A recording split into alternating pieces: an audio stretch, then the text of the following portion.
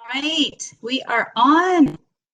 Hi, how's everybody doing today? I hope well.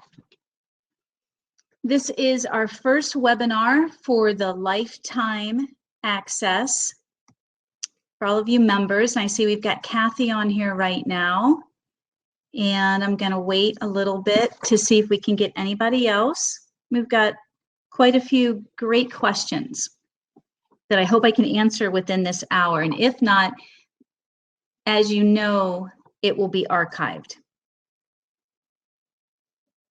So let me just check one more thing over here.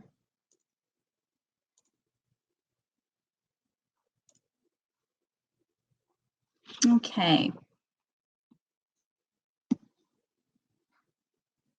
So Kathy, if you can hear me, can you type in and just say hi?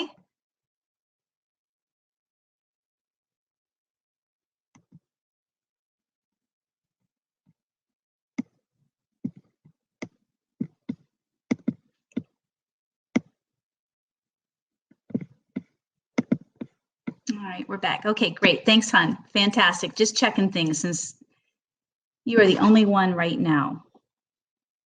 Okay, well, let's just go ahead then.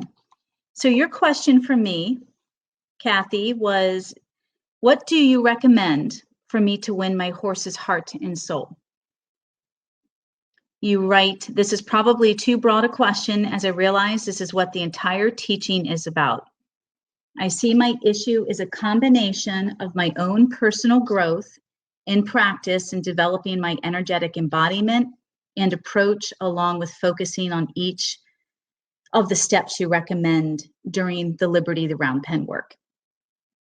And you have said, Caroline, that it takes the time it takes. Perhaps the question might be about being realistic and patient on, how long it does take. Yes, that is a big question, but I am definitely going to be able to narrow it down. And I have not read the new questions that you've posted on the discussion board, which pretty much revolve around this one question. But I think I'm going to be able to answer it for you. And if not, I will definitely be able to add to it on the discussion board. So the number one thing with horses and the magic of this work working so well is the heart chakra. It's all about the heart chakra and the power of the heart chakra, how it resonates, the frequency, the vibration. So the heart chakra is the most important aspect of this work. Its frequency is the strongest and easiest for our horses, all animals, to feel and understand. When we are truly open, this chakra's energy resonates clearly. Again, making it easy for the horse to feel and connect with. They want to connect to this energy because, one, this is where they resonate the strongest. Their heart is 4 times the size of their brain, making that organ the most used. It's one of the largest organs within their body. Number 2, when the heart is open, it is authentic. The heart can't be open if it's not authentic. We hear that buzzword, we've heard it forever. I certainly have. What does authentic mean? And Kathy, when you participated in the women's workshop last month, we talked a lot about that. And being authentic is being honest with where we are in that moment. So authenticity means being honest about how you feel. It's not about whether your feelings are good or bad. It's not about judging how you feel, right or wrong. It just means being honest and present. Allowing yourself to feel what you are feeling, not trying to push through it, deny it, cross-examine it, or overanalyze it. And when we are authentic and we realize that, it does allow us to become present right here, right now, right in the moment. And that's where the horse always lives. The horse always lives in the moment. A great example of that for me, one of the most memorable learning experiences, opportunities, was probably back in 2005 2005 or 2006 when I was working with Legend primarily. And there were a couple of incidences that finally, after a few of them, it's like I had that aha moment. It's like you don't believe it at first. You kind of second guess your intuition or what you just experienced or what you just saw. Is this really it? Did it really happen? Is this what it's all about? So it took a few times of the same thing happening for me to go, holy cow. And it was a really scary experience. It was one where I was working with Legend out in my front yard. And I had a huge front yard. It was the length of my 325-foot driveway. And the driveway on both sides was lined with cedar trees. And so we were working on the one side, you know, in the actual yard, but we had all these trees lined down and a few throughout the front yard. It was beautiful, probably 2 acres. And I was lunging Legend, and I had learned some natural horsemanship techniques. And I was working with a lariat, a 40-foot or 45-foot lasso lariat, testing Legend. Legend would often get himself tangled up in this because it was very scary for me to use this lasso or this lariat because he would just get so wound up with lunging, whether it was free lunging, Liberty in the round pen, or online. And I believed that we had been making progress, so I was going to test it. And it was a beautiful morning. The sun's rays were coming through these cedar trees, and there was dew, and it was just one of those aha moments. And sure enough, Legend not only started to get wound up, he took himself around one of those trees. And he took himself around it, and he took the lariat with him, and he basically got himself tied. Holy cow. This is my little Arab, high-strung, super sensitive, you know, mind's about to explode at this point. And it happened so quickly. And of course, in the moments of it happening, I'm panicking. And I literally sunk down to the ground and just started sobbing. I mean, I didn't know what to do. I had no idea. I just started sobbing. I sank to the ground and started sobbing. And damn if he didn't stop, cold turkey, tangled up, could have panicked, which he would have panicked. Just stopped, and he looked at me with those big eyes and those little ears and those big nose, and he's just like, oh. Everything stopped, all time stopped. And he's tangled up in this tree with a lasso, and the sun's rays are coming through. There's dew. I'm feeling my pants now wet because I'm kneeling down, sobbing. But we both stopped in time. And I just kept saying, I'm sorry, I'm sorry, I'm sorry. I mean, I could cry talking about this. I'm so sorry. I'm so sick of this happening. And I don't know what to do about it. But what I realized was the minute I became authentic, instead of holding that energy and panicking or trying to do something, I just let myself go with it. And what did I feel? I felt horror and of course I was disgusted, but I was so scared and so horrified and so truly sad. I wasn't really frustrated. You know, that's what I'm trying to get to, the emotions of being angry with myself or frustrated or disappointed. None of that, which always would come up and add to his energy. It would escalate. Instead, I was just so sad. And I had just given into that sadness. I kind of waved that white flag and went, oh my God, okay, I'm done. What do I do? I don't know what to do. And it changed everything. I was able to get up, go to him, untangle him. He did not panic. He did not move. He was not hurt by the grace of God. And the licking and chewing and the energetic transformation that I felt and was able to keep during the moment that I got up and I helped him out of this entanglement, it was so powerful. And I understood what it meant. I understood why it happened. I understood that. That's the key too. I mean, that's just another layer and level of being authentic, being honest about how you feel. And there were so many points in my learning with Legend and him teaching me that you can't come on strong, you can't come on linear with me, Caroline. You can't, technique doesn't work with me, not when you abandon the heart. Because we had a great relationship. But if I was too focused on the end result, too focused on the expectation of what of myself, the expectation of myself, the expectation of what I wanted from him, what I wanted from this moment, this time together, it ruined everything. And he showed me every time in such an extreme measure. I mean, I've never met a horse that sensitive, so to speak, but I also believe that he was such a guru. He was there to just break me down for 2 years until I finally changed. I did. My normal changed. The way I processed and thought and my whole being changed, but he beat me down. These things happened all the time between us.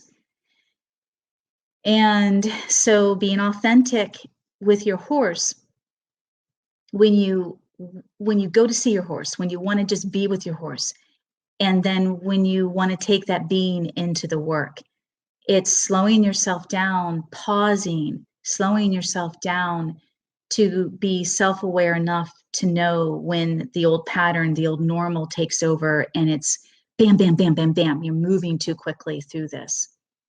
A horse that's more confident, and it sounds like your horse, Kathy, might blow you off. A horse like Legend at the time wasn't confident enough. And so it was a tremendous trigger. And I see more horses like that than I see horses like Raven that are more confident and like, yeah, whatever. I'm just going to go about you're not going to affect me. And so you feel that the horse rejects you on some level. But it's not. It's just another reminder of coming into this space with your horse, being true and honest about how you feel, where you are. I want to be with you. I want to do the work, but I'm not in such a great space right now. Or maybe your heart isn't heavy. Maybe it's not because you're having a bad day, but maybe it's because you're pushing too quickly. In a lot of our natural horsemanship, because a lot of you have been trying various natural horsemanship methods before you found me, a lot of them are very mechanical and very technique oriented. So just be aware that that's going to take a while for you to break that habit. And the more, I have 2 specific exercises for you, both the Taoist reverse breathing exercise as well as your grounding position, and doing them separately by yourself in front of a mirror, as well as joining them, starting out with the breath work and the full body Taoist reverse breathing technique, and then doing that alone in front of a mirror, studying yourself, making sure that the tension isn't there in your body, and that you are actually able to engage the inside of you, the muscles and the tendons and your spine and your rib cage, and create that level of openness within. So you really need to practice that and then bring that into your grounding. And that's the foundation of the work. That's the whole spirituality course. Once you feel that that's pretty strong, and you'll test it by walking into your horse's space at any time, the stall, the pasture, the paddock, while grooming, while feeding.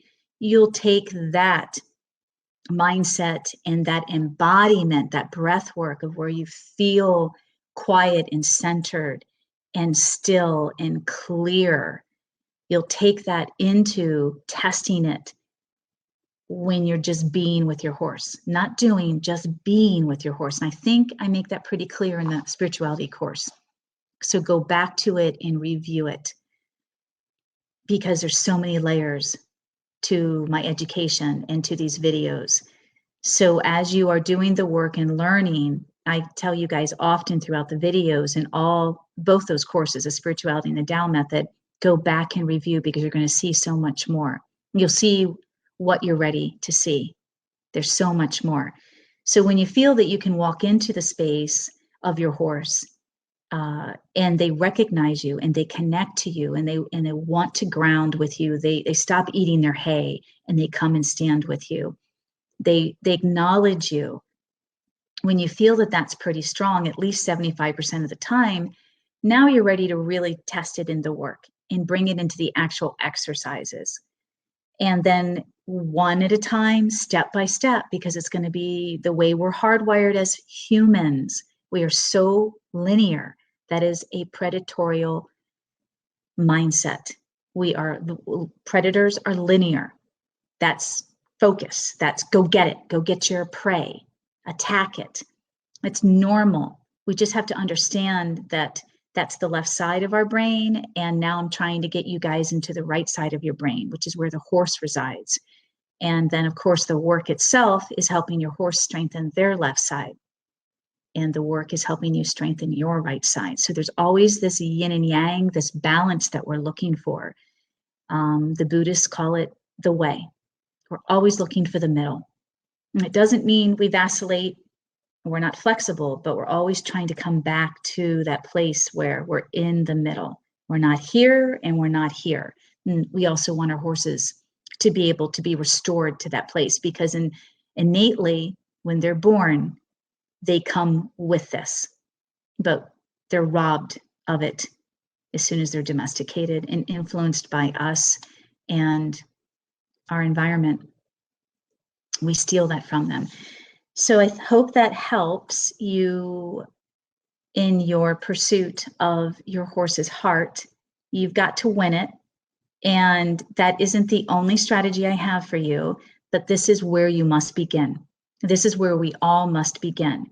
And then as we continue the work with our horses, we realize more about them, their nature and their learned behaviors, because some horses just can't meet us there. But we don't know that right now. We don't know if he can't meet you because he's really freezing and choosing not to open his heart. But maybe his heart is open and he just needs you to come from a more authentic place. So this is just the beginning. As you remember, these courses are set up as building blocks. They are a curriculum. So many of your answers, all of you, are going to be answered as you take this journey and take each course and each video step by step. Okay, so let's see if anybody else has joined us.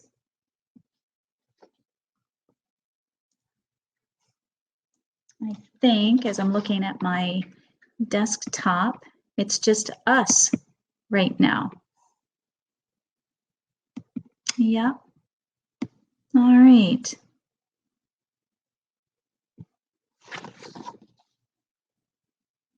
So Kathy, you're still there? Yep. Okay. Thank you, hon. Yeah, it took me a little bit of time. Of course, Mia and I did a bunch of tests with this, but it's different when, like, I'm used to other webinars that I participate in, like you are. So I'm used to having a blank, video screen. It's black. You're waiting. You can see people starting to log on and say hi. And I didn't get any of this with this platform, so I wasn't quite sure if we did everything correctly. But it's just us right now. All right. So let me go ahead, since we are archiving this, I'm going to go ahead and move on to another question, another member, and this is Nanette. And her question is, hi, Caroline, I have a difficult time getting my 27-year-old thoroughbred mare separated from my 7-year-old mare. And that's a typical problem with horses. Horses are social. It's normal. Let's just put it that way. To a point, it's normal. So let's just look at the basic instinct and DNA, or how horses are hardwired. They're hardwired to live together. They're hardwired to not be separated and to be in a social herd, a healthy, functioning balanced, compassionate, social herd. So, oh boy, this is so big. So like I've studied wild horses and I've studied healthy domesticated herds, and I have healthy domesticated herds at my center here. And in a healthy herd dynamic, horses share so many of the same qualities and attributes, emotions, unique personalities as we do. And it has a lot to do with their level of emotional and social intelligence. So where I'm going with all of this is when you have a healthy horse, they're pretty adaptable and they're pretty flexible, just like a person. So it doesn't mean that if you have a pretty healthy person where they have a healthy level of autonomy and self-reliance and confidence and self-esteem, a pretty healthy person is gonna be able to do things on their own and try new things and be brave. And at the same time, they're going to have healthy, intimate relationships with other people. And we too are social creatures. So we thrive on being social. We thrive on relationships. So does the horse. So when you're healthy, you're going to be able to leave you're going to be able to leave a social engagement. You're going to be able to do things on your own. You're going to be able to spend time by yourself. But 75 or greater, 75% of the time or greater, you're going to want to be with friends. You're going to want to be with family. You're going to, of course, want to be with your loved ones. So horse is no different when they're healthy. So now look at the opposite.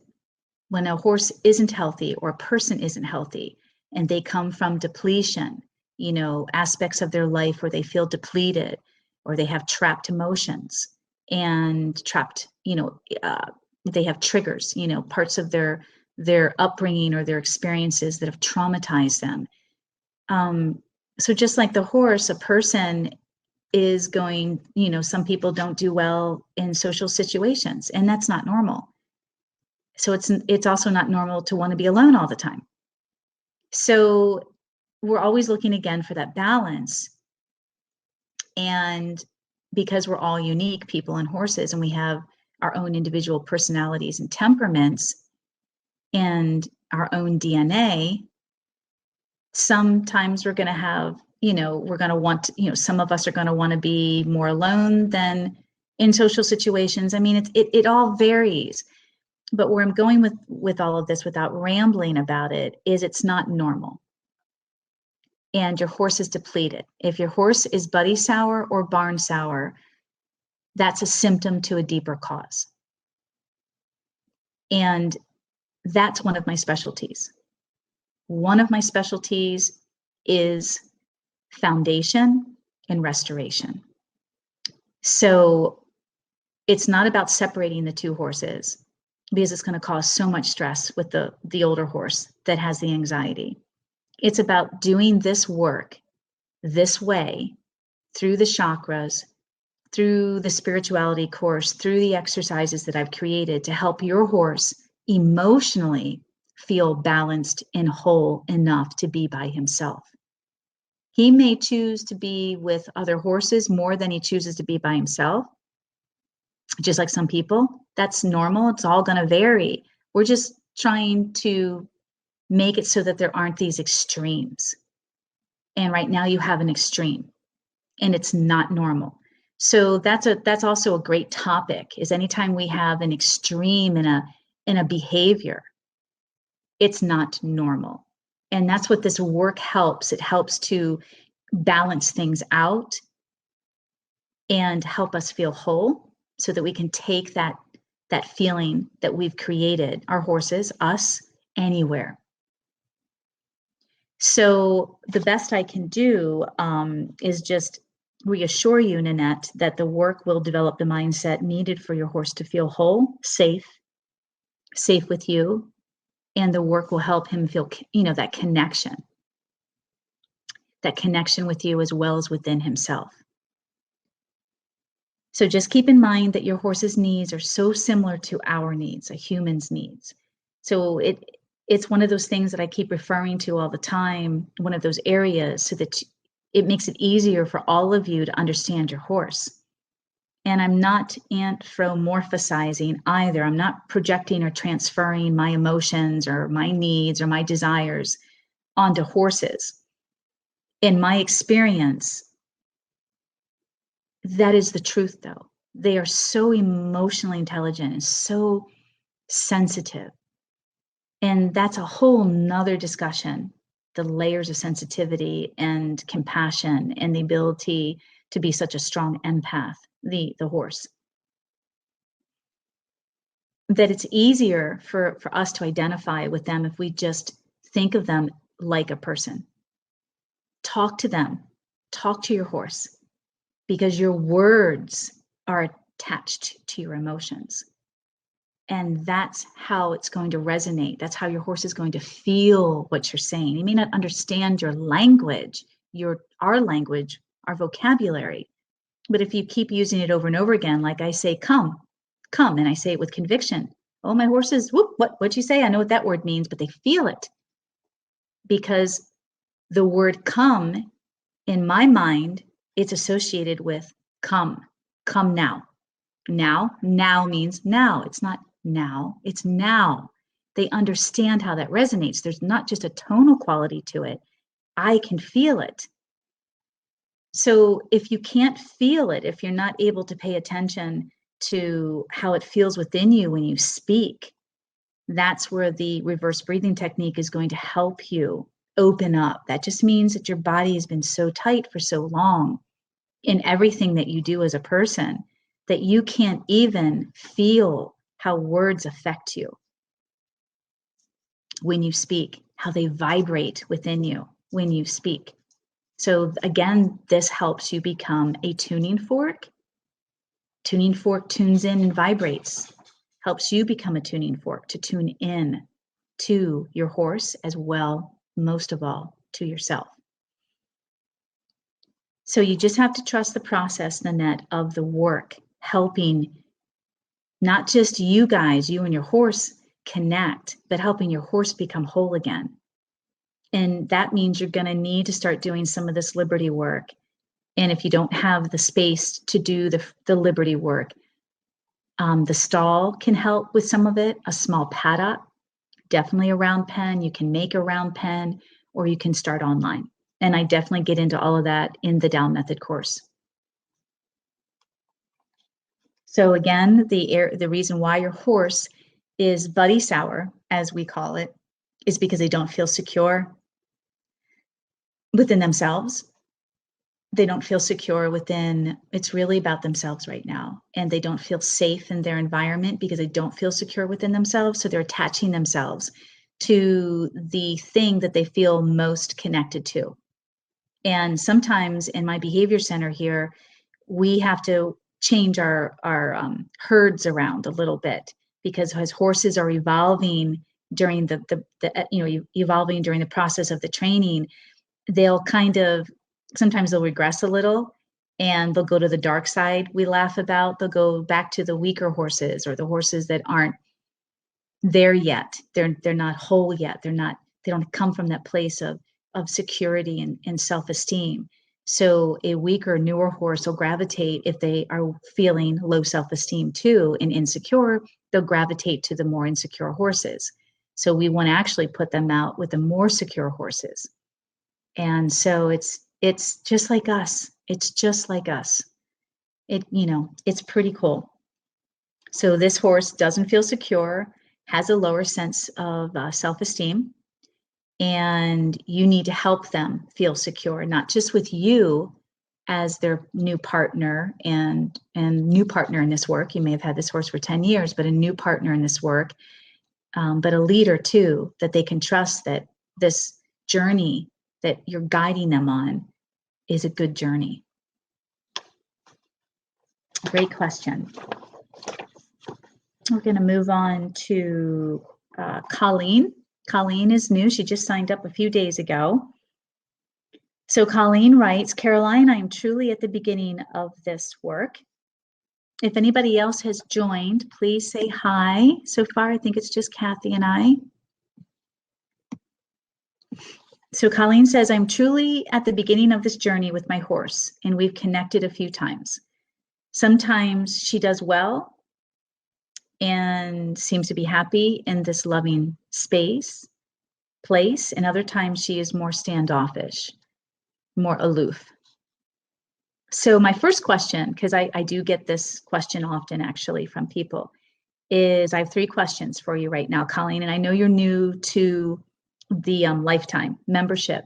So my first question is, how long have you been practicing my method? Because I have quite a few free training videos out there on YouTube. You might have bought my DVDs. Maybe you were a student of mine in the past. And it's important. So if you're brand new to this method altogether, then my gosh, just hang on. It's going to take time, and for various reasons. And the second question is, how long have you had your horse? And the third question is, do you know your horse's background? So you may have had this horse for a long time. You guys have this hot and cold, on and off relationship, or it's just inconsistent. And that's why now you're here with this method, so you can have the consistency and the magic all the time. Again, it's going to take time. And you're basically, all of you are opening Pandora's box right now, not just within your own self, but within your horse's sense of self, because you have no idea who your horse truly is right now, because all of our domesticated horses learn behaviors and develop coping mechanisms to survive in our environment. All of them. We corrupt them, we taint them, and we don't even mean to. We do the same to our horses as we do to our children. And I say this in a loving way. And I speak from personal experience, both growing up as well as learning this and developing this. Learning with my horses, being a student of the horse myself, continuing my evolution. But there's things from my past, in my childhood, in my upbringing, through all the love and wanting to coddle and protect me, both my parents, I learned certain behaviors and certain ways of perceiving and doing and acting that were not of my nature. I just did them because that's what my mom and dad did. But when they start to have an adverse effect on your life, a negative effect on your life, that's when I started to question, why do I do this? Why do I do it this way? Why do I feel this way? Why do I think this way? Why do I react this way? So it takes a lot of self-awareness, and that's why you all are here, because you do have that self-awareness to go, wow, why? The big question, why?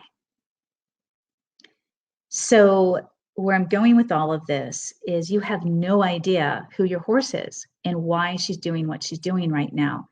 This work, first we need to work on you through the spirituality course. That's really all about you. And through that journey and that learning, you get to see how responsive your horse is or isn't. Because as you develop during the spirituality course, you are primarily developing your heart chakra and starting to open that heart chakra up.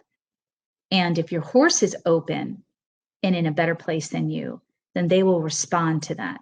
But sometimes they're not open and they're not in a better place, and they just can't go there.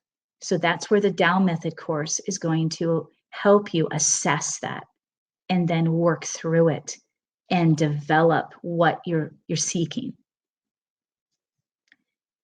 So basically, I answered, when you're new to my method, you're learning all 3 levels of join up of mine. And that's the mind, the soul, and the body. So through the spirituality, of course, I talk about this, and then I dive in deeper through the Tao Method course. And I dive in deeper by helping you develop this. Assess it, see where it is or isn't in the work, the mind, body, and soul, and then what to do about it. And then how to strengthen it. So the emotional shows up in the heart. The mental shows up in the mind. And of course, the physical shows up in the body, staying with you in the work and hooking on, not pulling away from you or leaving you. So how does the mind show up? Shows up by the horse giving you 2 eyes and 2 ears. Not standing there frozen, checked out, glazed over, or half asleep and disinterested. You know, it's interest, it's perky ears and bright eyes. And believe me, that is not easy to attain with a lot of our horses because they are so checked out. So the aloofness or the standoffishness is just a self-defense or a learned behavior because that's how they've learned to cope when they don't feel safe or secure. When they feel threatened, they go into one of the 3 self-preservation modes. So aloof horses are usually, they freeze. That's the first self-preservation mode. And then we know what flight looks like, the very reactive horse. And then fight is a very resistant horse, a horse that'll pull, rear, kick, challenge you. So your job right now, you know, these are great questions. Your job is to figure out why. So right now you're just seeing, again, the symptoms. You're seeing when your horse is open and chooses to be with you, when it's comfortable probably, and then the times when it's not easy for your horse. Start looking for patterns. How does that show up? So in order to be a good problem solver or diagnose a situation, assess it, we need to step back. And the number one question we need to ask is, how is this showing up? Is it showing up whenever I ask my horse, the horseman's handshake, to come to me? Is it showing up whenever I push my horse out and send? Is it showing up in X, Y, and Z situations? So always ask yourself when you're trying to troubleshoot something or diagnose something, how is it showing up? How often and what area, whether it's just the grooming or the tacking or the work itself, how is it showing up? And then look for patterns. Because then we'll be able to better, you know, what do I want to say? Problem solve, so to speak. So one of the other segues, the questions that Colleen has is the farrier, that her horse has trouble with the farrier and trouble coming to her. So I refer to this, or most of us, the buzzword is catching. I hate that word. Now, I don't want to go catch my horse. I want my horse to come and meet me and participate. So basically you're having a hard time catching your horse. Your horse is having a hard time participating. Okay. And so the farrier is just a test, a trigger for your horse, basically. So let's go back to the 3 levels of join up in the work. You always want to have join up in everything you do, all the time. Everything from grooming to being. How does it show up? Is my horse with me, leaning into me as my horse is grazing and I'm standing there holding the line, or my horse is munching on hay? Is my horse leaning into me, or is my horse wrapped around? Is my horse checking in with me? So that's the heart. Is the body with me, hooked on, or is it standing over there?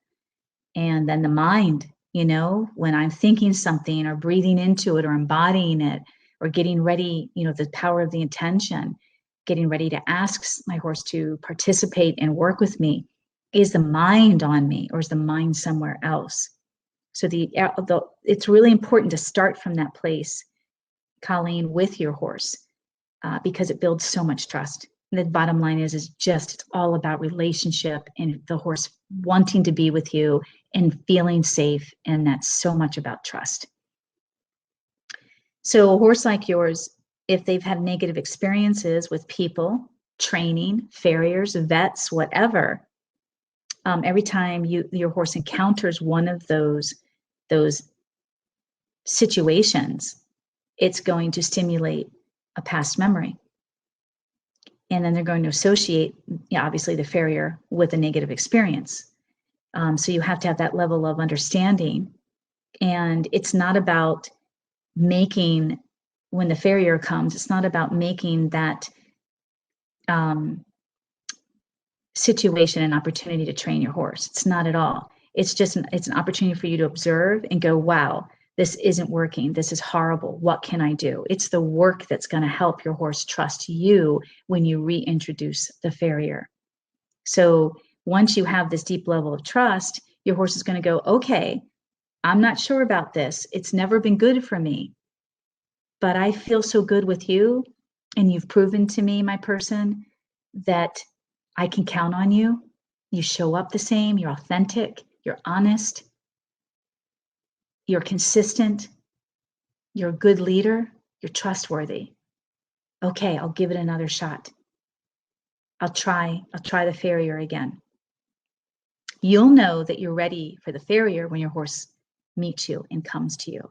If your horse isn't coming to you all the time, and I mean coming to you on their own and coming when you call, both, you are definitely going to have issues, continued issues with these other areas.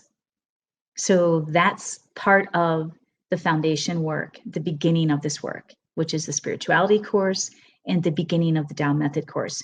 We've got to work on that horse trusting us enough to come to us and participate and try.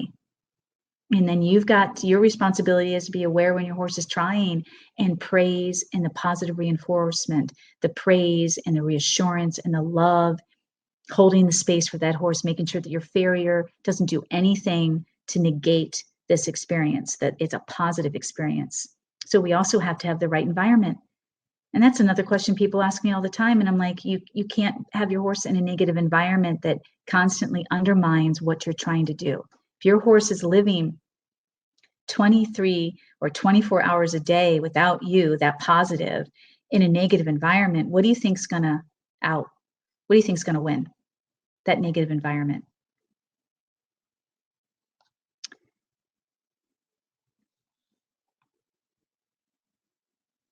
So keep practicing the work, test it with the farrier or any situation that makes her uncomfortable.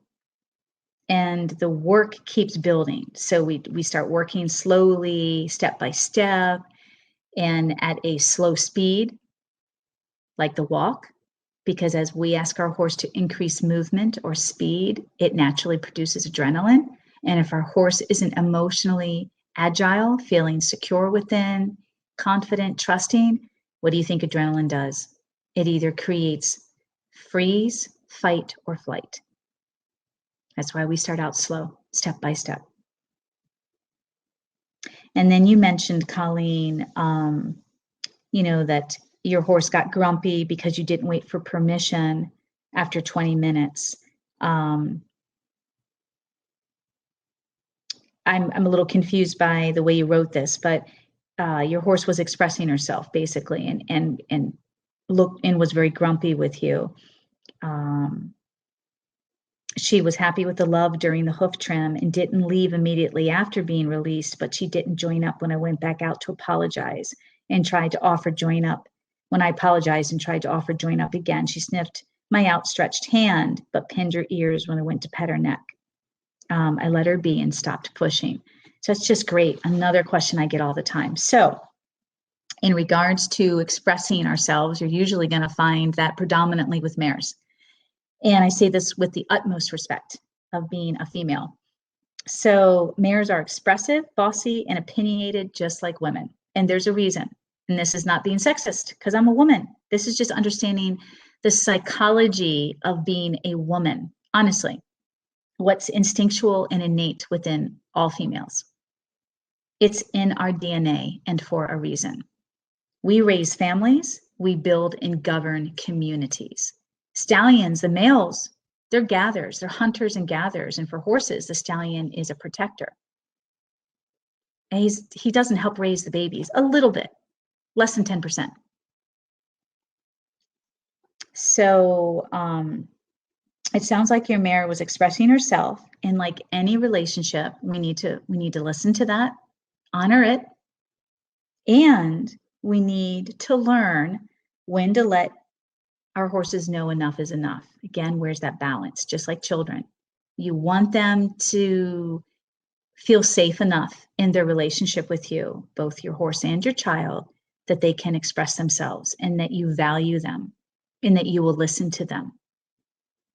And as we raise our children, some of them can get a little too full of themselves, too self-assured. And we want that because that helps to breed healthy autonomy and interdependence, as well as healthy dependence on others. So it's this kind of going back and forth with, okay, that's a little too much. Love you, but don't talk to me with that tone. And I talk to my horses just like this, just like I do my stepson. It's no different. They understand it and they love it and they appreciate it. So I'm just like, okay, I hear you. Maybe I came on too strong. And this could be my stepson or my horse. I came on too strong, or no, maybe I didn't. And you're just getting too big for your britches right now. So there's a lot that goes into it. It's very deep and complex. And it's because horses are so intelligent, emotionally and socially. It's not that easy. And again, I keep referencing people. Just spend more time being observant with yourself, with people in general, because it'll help you understand the psychology of horses. And I know this is mind-blowing because nobody talks about it like this. It's crazy why nobody refers to horses in this manner. So there's so many things to think about. How old is your horse? Is your horse a young 8-year-old or an old soul at 8? Maturity level, just like kids. Sensitivity level, the nature. Is the horse an overachiever or is the horse not an overachiever? There's so many factors that contribute to our horses expressing themselves, the way that they're going to grow, the way that they need to grow, the way that we need to help facilitate that. There's a lot going into it, not to overwhelm any of you. That's why you joined the lifetime. It's a lifetime. Take your time. It is for me. I'll continue to add to this academy as well. Actually, I am. There's going to be quite a few amazing videos that we're going to be adding shortly. All right, so thank you, Colleen, and I'm on to the last question that I received from Margaret. And Margaret asks, she had several questions, like some of you, many of you, and I'll see if I can get to definitely the first one. Caroline, do you have videos of starting to work with horses? Like the actual first time a client brings a horse to you? Yes, I do. I have been filming as often as I can my assessments. And my assessments, when I meet a new student in horse, together, it has to be both of them. They're 3 hours. And it's all on my website. When I meet a new student, it's a 2-hour assessment here at my facility with one of my schoolmasters. So that these horses are not going to own your emotions or be affected by you or react. You can be wherever you want. They're going to be with me and hold the space for you. But when it's the two of you, it's a 3-hour assessment. So we have filmed a ton. We just haven't gotten to it. I'm not sure how much of that I'm going to add to this without asking for additional. I don't know how. We're in this big marketing blitz campaign this year. There's so much footage that we have yet to edit and decide where we want to catalog it. But yes. And so when a horse comes to me in training, and I get horses that are shipped in from all over the country, so I don't get an opportunity to have an assessment, a one-on-one, a 3-hour with the horse and its person. So I don't do a 3-hour. The horse comes, and depending most of the time, like 97% of the time, the day the horse comes from being shipped, we start the next day. There's no reason for the horse to take 2 days or 3 days, unless it comes with a cough or a respiratory from stress from being shipped. So I immediately work with that horse. It's important that horse, not only when it comes here, it feels the energy. And some of you have been to my facility and my center. You know what it's like to be here and be immersed. There is a Zen energy here. There has to be. I walk my walk. I don't just talk the talk. And so the horses also contribute to that. So they come. Anybody that sends their horse to me is already obviously interested in the work. So I'm already telling them to talk to their horse, telegraph, communicate to them where they're coming send them pictures. I will be communicating. I swear to you, the horses come and they are ready. So they come to the facility. I start the next day, and it is what it is. It's an hour. I don't need 3 hours for me and the horse. I don't need that. I don't assess the horse. I do a light assessment when it gets, how does it, get off the trailer and handle and whatnot. But I mean, the horse is coming to me for rehabilitation, to be restarted. So I don't pay that much attention to that. For me, it's all about how the horse shows up the first time I work with it. It's how the horse shows up. So I do have a step-by-step assessment and emotional agility test that every horse goes through. Every horse goes through it, just like we do our SATs in high school to determine how much we've learned and where our agility is. These horses go through an emotional agility test. So your question was, do you have videos of starting work with a horse the actual first time a client brings a horse to you? That would be assessments. And yes, we do. Not sure how we're going to catalog that or when we're going to get to it. Is this the time from unloading off the trailer, watching the horse's eyes, ears, generally what is being presented to you? Sure, I always take that into consideration, but I don't pay a lot of attention to it because you figure whether the person's hauling the horse here or I'm picking the horse up or the horse is traveling across the country, 95% of them are so stressed out from the trailering experience. It's not a healthy assessment. Let them get in the stall, or if they need to stretch their legs, because I promise you, what I see is going to be very different than what happens when I start to work with them. That's been my experience. So I don't pay that much attention to it. Do I have staff at my facility who meets the new client when they arrive and put the horse? Yeah, I have staff, if I'm not available, that will be here to take a new horse coming in for rehabilitation, because it's not important for me to be here. When it's a new client, yes, I'm always here for you guys, for people. With the horse, it's not important. Because again, I don't pay that much attention. I watch everything. It's all information, but it's not an assessment. You cannot correctly assess a horse stepping off a trailer. You just can't. Now, if it was one of my schoolmasters, and it would be different. But they're schoolmasters. They've been doing this work for how long? These horses that come to me need this work. So of course they're going to be rattled, right? So don't feed too much into that. That's not going to give you a correct or a real thorough. It's just not. So don't even read too much into that. Just take it in as information and look for patterns, repeats. So if a client brings their horse to me for a 3-hour assessment, we start immediately in the round pen. They come, they trailer their horse, and they already know ahead of time that we're going to go down to one of the round pens.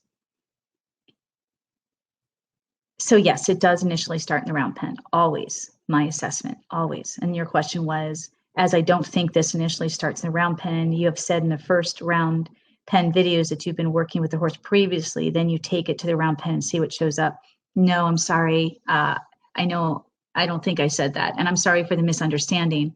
For me, the first time I work with the horse that's coming for training, not an assessment, for training, the first time I work with them in the round pen, that's my assessment. But of course, the minute I walk in that barn to meet that horse, or if the horse is out in the pasture, I'm taking that all in as information, what I feel, what I see. Yes, it's always information. Gives me a baseline, a little one. I don't pay, I don't put that much in, that much worth into it until I actually take the horse into the assessment exercises in the round pen. So second question, those are great questions. Then you ask, sorry, is this the work you do in the stall? You can do some work in the stall, but it's limited. You have to make sure that the horse feels safe and isn't going to try to run you down or kick you or run into you. You don't want to be in a small Space. Hi, Colleen. You don't want to be in a small space like a stall if the horse doesn't feel safe, because they're just going to feel even more trapped and confined. And then they go into self-preservation mode and they're not open to learning. So there's lots of things you can delicately do in the stall when you don't have a lot of time, when you only have 15 or 20 minutes to be with your horse. Yes, absolutely. Just don't make the stall the training environment, or the environment, the container that you're really going to try to make a breakthrough or work through. Don't do that. It's not a healthy space. But it definitely is a space that you can continue the work and you can try and test things. Again, there's so much flexibility, so much flexibility. And don't worry, Colleen, for being late, because we're going to archive this. So you guys will be able to, once it's recorded, you can go back and listen to it. And I think you can watch it on this platform as well, but definitely be able to listen to it. So don't worry about it.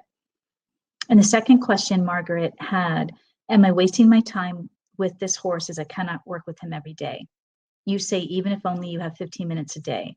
Well, this is a unique situation where I don't, although I'm sure any time is not wasted, but could I just be confusing the horse as it's not consistent?